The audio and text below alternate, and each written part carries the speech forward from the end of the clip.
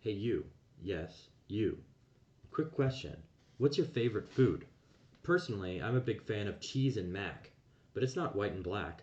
My butter and bread ranges from cream and cookies to chips and fish, though I must admit I have a hate-love relationship with unhealthy food. We can tell implicitly that these phrases just sound wrong. They're out of order.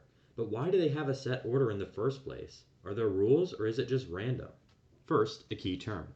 A binomial is a sequence of two words of the same kind connected by a link, like a conjunction or a hyphen. Most commonly, they're in the form A and B. Many frequent binomials are frozen in one order. The majority of them, however, are reversible, but with a preference for one order over the other. Sometimes the preferred order can depend on context. You work day and night, and after you're done, the difference is night and day. Linguists have come up with several constraints over the years which aim to tell us why we prefer the orders that we do. For one, they often follow a real-world sequence. Dine and dash and kiss and tell are chronological. Eighth and ninth and months and years follow a scale. Power or desirability also determine ordering. The more powerful or desirable word, based on social biases, pragmatics, and context, comes first, like in fish and chips, and positive and negative. How general a word is also affects the order. Usually the word with a less restrictive definition comes first. Changing and improving follows its order because changing is not always improving, but not vice versa. We can also observe some metric constraints, which is essentially just how nice the words flow. For one, an unemphasized syllable should be followed by an emphasized one wherever possible, like in iambic pentameter. Additionally, A should be shorter than B, which tends to be correlated with the simplicity rule, described earlier like in complete and unabridged. However, B should not have an emphasized final syllable. These two rules can often be at odds with each other. Outside of these, there are some other less important but interesting proposed constraints. One is that A should be a more common word than B, and this could be a rule because A would come to mind first when writing a relatively novel binomial, and then that would be cemented over time.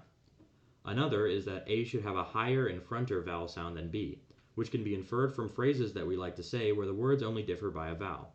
Bish bash bosh and zip zap zop start with a high front vowel and end with a low back vowel. These constraints were tested by Benor and Levy against large amounts of text. Once they had found the effectiveness of each constraint, they interpreted the data into a model using optimality theory, or OT. Basically, OT posits that before we say words, we send a lot of candidates through a hypothetical function that puts them all through some constraints and outputs the best one, which is the word we end up saying. The constraints can be broken, and they are ranked by importance. Let's say we wanted to say dogs, and there are two relevant constraints. One is that the output and input should be the same, and the second is that the voicing of the last sound should match that of the previous sound. Different candidates are put through the function. Here we would look at dogs and dogs. Dogs breaks the rule that the output and input should be the same, and dogs breaks the rule that the voicing of the last sound should match that of the previous sound. In English, it's more important that the final sounds match, so we see dogs realized. One of the biggest problems with OT is the idea of the generator function, or how candidates are determined, since in most cases there are infinitely many candidates. This is a reason why binomials are a great subject for the model of optimality theory, because the generator function is so simple, you only need to test AB versus BA. The study itself concluded that words being in sequences like chronological order was the most consistently true constraint, then how general A is, then how powerful A is. One point to note here is that these were not very strongly correlated. After those, the metric constraints were the best, though they were all intercorrelated.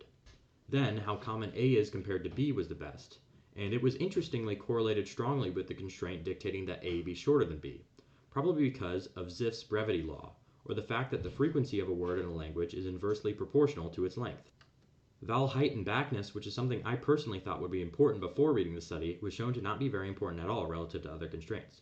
Benor and Levy created a model using a probabilistic extension of OT which could predict the order of a binomial with a little under 80% accuracy. With this, we see that while there are a lot of chaotic and often idiosyncratic factors that can go into determining the order of two words in a sequence, we can still reasonably predict which order people will prefer. Through these constraints, we can even look into changing social conditions, like how uncles and aunts used to be the more preferred order, but now aunts and uncles is the more common of the two, which could have something to do with the social power constraint shifting.